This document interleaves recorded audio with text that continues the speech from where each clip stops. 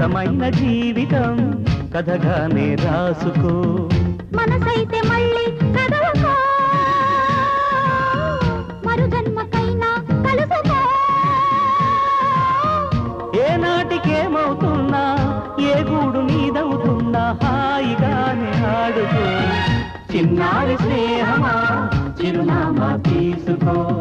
గతమైన జీవితం కథగానే రాసుకో